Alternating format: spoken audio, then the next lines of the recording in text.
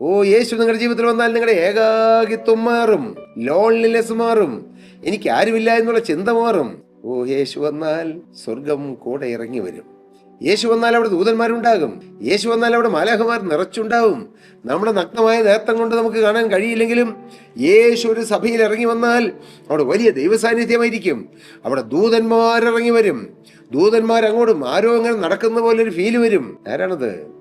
സ്വർഗീയ ദൂതന്മാർ. Hallelujah, hallelujah, hallelujah. എൻ്റെ പ്രിയപ്പെട്ടവരെ, നിങ്ങളിതെല്ലാം അനുഭവിക്കണം. ദൂതന്മാർ വരുമെന്ന് കേൾക്കുമ്പോൾ ചിലർക്ക് നെറ്റി വിളി. സ്വന്തം ജീവിതത്തിൽ അനുഭവം ഇല്ല എങ്കിൽ മറ്റുള്ളവരുടെ ജീവിതത്തിൽ അത് ഇല്ല എന്ന് നിങ്ങൾ ശഠിക്കരുത്, ഇല്ല എന്ന് നിങ്ങൾ പറയരുത്. അങ്ങനെയാണ് ചിലര്.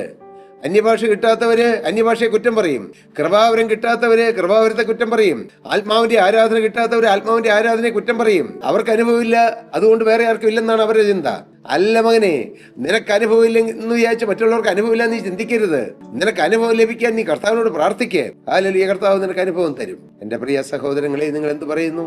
യേശുവിനെ രുചിച്ചറിയുക, യേശുവിന്റെ സാന്നിധ്യത്തിന് വേണ്ടി കൊതിക്കുക, യേശു വരാൻ വേണ്ടി കാത്തിരിക്കുക. കർത്താവേ, എന്തിനേക്കാളും ഏതിനേക്കാളും എന്നെക്കാളും എൻ്റെ പ്രിയപ്പെട്ടവരെക്കാളും ഞാൻ അങ്ങയുടെ സാന്നിധ്യം കൊതിക്കുന്നു. യേശു അവിടുത്തെ സാന്നിധ്യം കൊണ്ട് നിറയ്ക്കണമേ. ആ തിരുസാന്നിധ്യം വന്ന് എന്നെ നിറയ്ക്കണമേ.